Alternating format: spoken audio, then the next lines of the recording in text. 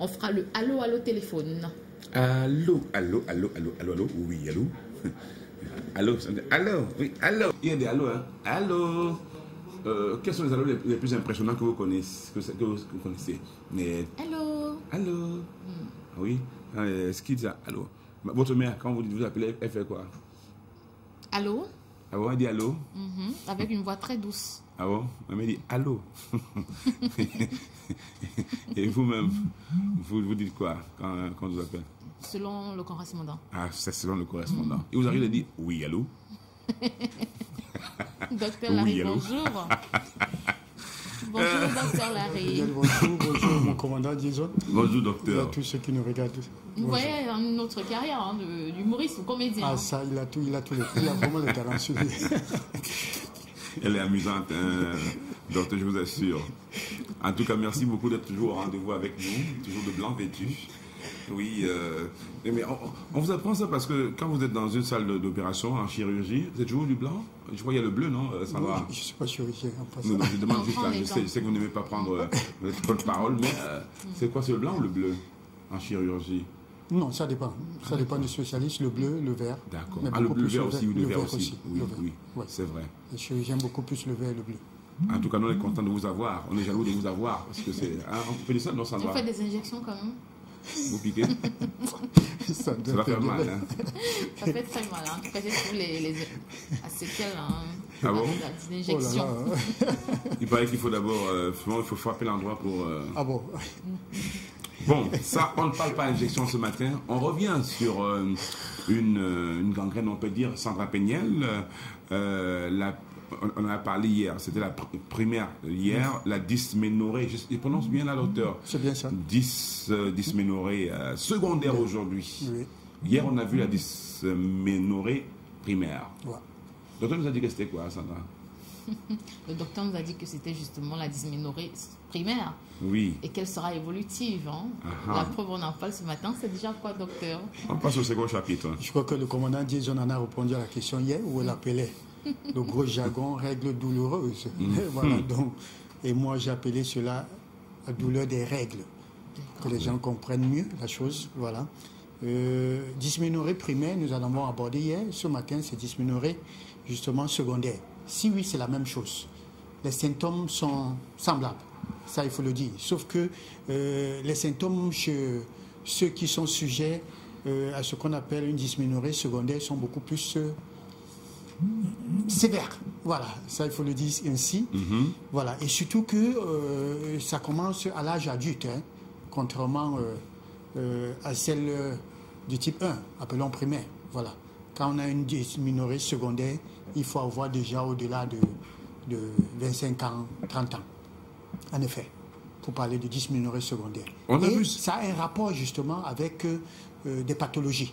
Il faut dire ce rapport-là. Ou encore, à moins que vous ayez, autant pour moi, un problème congénital. Congénital, c'est-à-dire vous êtes né avec. Voilà. Parce qu'on peut naître avec ça. Non, pas avec la dysménorrhée. Ah d'accord. Je parle d'anomalie congénitale. Voilà pourquoi il est des bon problèmes, voilà. Oui, avoir des précisions.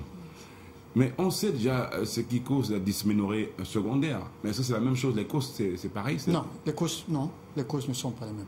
Voilà. Ça, il faut dire qu'en ce qui concerne la dysménorrhée secondaire, j'ai dit qu'il y a un rapport étroit avec des pathologies, notamment gynécologiques. Okay. Alors, il faudrait dire que pour ceux qui nous écoutent ce matin, ces femmes-là, si 30 ans, 40 ans, vous avez encore cela, dites-vous bien que vous avez un problème gynécologique. Notamment, ça pourrait être des infections chroniques, ça il faut le préciser, pas urinaires. Voilà, chroniques. Voilà, nous avons parlé des anésites la dernière fois. Voilà. Il peut y avoir ce qu'on appelle un fibrome ou encore myome. Ça pourrait être une ovarite, une lésion au niveau des ovaires.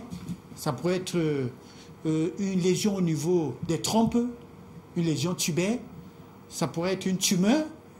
Il y a des gens qui font du cancer sans toutefois s'en rendre compte. C'est généralement quand le pic est déjà élevé, lors d'une consultation fortuite, qu'on dit, mais tiens, vous faites soit déjà du cancer du col de l'utérus, soit encore le cancer de l'endomètre et tout. Voilà, donc c'est lié à une pathologie, tout compte fait. Dysménorrhée secondaire. Voilà. Et les facteurs de risque, docteur Larry? Voilà, il faut dire que les facteurs de risque, c'est semblable, mais sauf qu'en ce qui concerne la dysménorrhée secondaire, il y a quelques facteurs qui s'y ajoutent, notamment l'indice de masse corporelle. Je vous ai dit, il faudrait être entre 20 et 25. Pour mieux calculer, vous prenez le poids sur la taille au carré. Votre poids sur votre taille au carré. Taille au carré, vous divisez, vous devez être entre 20 et 25. Si c'est en dessous, vous serez sujet. Si c'est au-dessus de 25, ça également, c'est un problème. Donc il y a, comme on dit souvent, il y a une règle, il y a une norme en toutes choses. Voilà. Pas l'excès nuit, l'excès de toutes choses nuit. Voilà. Comme facteur, il y a également, nous avons parlé du stress, nous avons parlé de l'antécédent, des antécédents familiaux. Si la maman de la jeune fille était sujet à une dysménorrhée, justement, ça également, la jeune fille pourrait être aussi, pourrait, pas forcément. Voilà. Donc les facteurs, voilà autant de facteurs. Et nous avons parlé justement de ces jeunes filles qui voient les premières règles avant l'âge de 12 ans. Certains 10 ans, 11 ans. Ça également, c'est un problème. La cigarette, l'alcool également. Vous savez, il y a certains, je ne voudrais pas citer le village, les contrées, où les enfants, quand ils naissent, on doit donner la moitié d'un gobelet d'alcool. Je ne voudrais pas citer. Et moi, tout compte fait, ma jumelle a épousé quelqu'un de cette contrée-là. Généralement, les bébés, on doit les donner. Quand le père boit, on doit donner aussi à la jeune fille. Ah bon, quand le aux père... enfants, quand le père boit, ou bien la tante, ou bien ça, dites-vous bien que c'est dangereux. Et si le père fume? Forcément. Il va encore fumer. J'ai parlé du tabagisme hier. Il faut comprendre également qu'il y a ce qu'on appelle fumeur passif et actif. Et je voudrais même dire que fumeur passif, c'est plus dangereux que fumeur actif. Quand vous fumez à côté d'un enfant, l'enfant fume aussi, indirectement, et bien évidemment. évidemment. C'est plus dangereux? C'est plus dangereux, pourquoi? Parce qu'il y a cette assimilation. L'organisme, pour celui qui fume, un fumeur actif déjà, il y a cette reconnaissance, comme on dit. Malheureusement, pour un fumeur passif, ce n'est pas le cas. Il cherche sur le terrain encore. Et voilà. Pour parler un petit peu de ce verre d'alcool que l'on donne à l'enfant, parce que là, il arrive à boire, à fumer, peut-être que ça va être difficile pour lui de tenir une cigarette parce qu'il faut faire pression sur la cigarette pour pouvoir tirer la fumée. Voilà. Mais là, en ce qui concerne la boisson que l'on donne à l'enfant, il s'agit de quoi? De la bière ou bien d'un verre? C'est pas un verre de whisky quand même? C'est tout ce qu'on boit. Si le parent, c'est l'alcool, si c'est le whisky, ils en prennent. Ça, quelqu'un ne me dirait pas le contraire. On en donne. Oui, on en donne.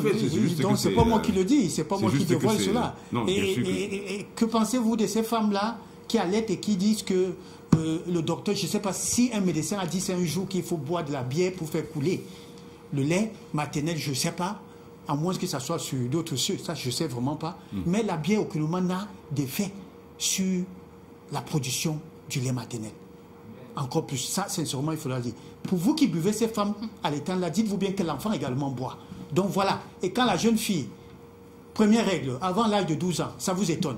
Une fois qu'elle entre, c'est les douleurs des menstrues, c'est grave. Vous n'arrivez pas à dormir, c'est vous-même qui faites l'automédication. Donc voilà autant de facteurs qu'il faut faire très attention. Parce qu'il faut dire qu'on est ce qu'on mange. Voilà. D'accord. Et si on parlait d'échographie, est-ce qu'il y a une nécessité d'en faire? Bien évidemment. Je voudrais dire même obligatoire pour toutes les femmes qui ont une dysménorrhée. Je voudrais dire que ça soit primaire ou secondaire. C'est très important. Pourquoi on devrait le faire? C'est justement pour déceler. Est-ce qu'il n'y a pas une structure anormale qui se crée? Ouais, c'est vrai qu'il y a certains qui disent parfois qu'ils le font, on dit non, rien, on ne voit rien. Je voudrais bien poser la question de savoir est-ce que cela a été fait dans les règles de l'art? Parce qu'il y a ça aussi. Il y a aussi la façon de le faire. Ça, c'est important. Mais dites-vous bien que si 40 ans, vous avez encore des problèmes de dysménorrhée, vous avez un problème gynécologique. Si ce n'est pas une infection, certainement, vous êtes en train de développer une inflammation pelvienne.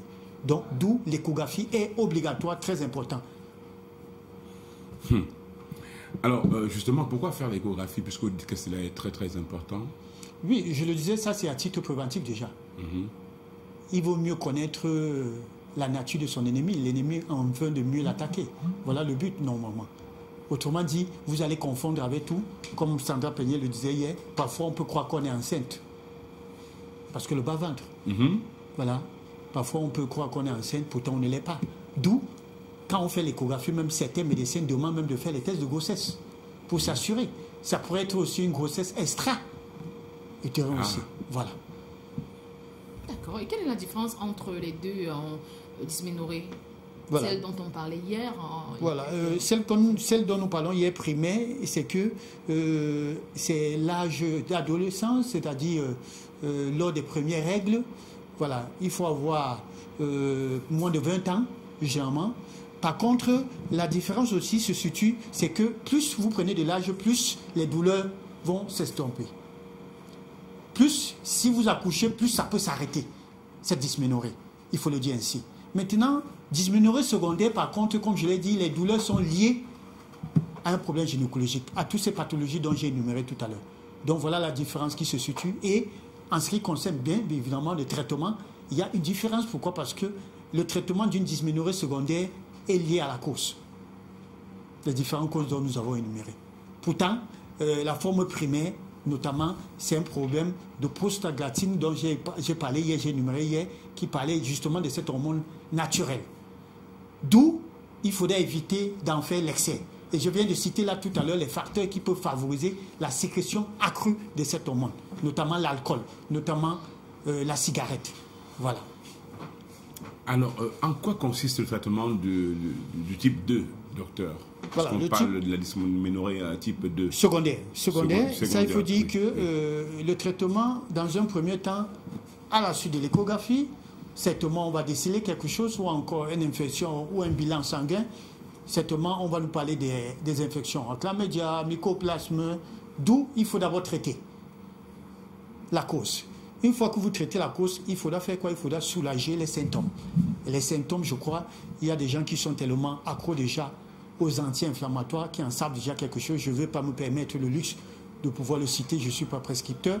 Alors, donc, il y a des anti-inflammatoires qu'on prend déjà, les corticoïdes, pour pouvoir calmer. Je veux dire calmer. Ce n'est pas pour soigner la dysménorrhée, c'est pour soulager ces douleurs-là, que habituellement. Mais, je voudrais dire, ne jamais prendre de l'aspirine. Quand vous prenez de l'aspirine, dites-vous bien qu'au contraire, ça va favoriser encore davantage des saignements accrus. Voilà. D'accord. Et si on parlait des complications, est-ce qu'il en existe dans Dr Larry? Oui, complications liées à la pathologie, bien évidemment. Complications liées à la pathologie, si vous avez des fibromes, il est sans ignorer ce qu'un fibrome, plus ça prend la taille, plus ce que ça peut causer comme dommage chez la femme en question, ou encore les infections chroniques, comme je le disais tantôt.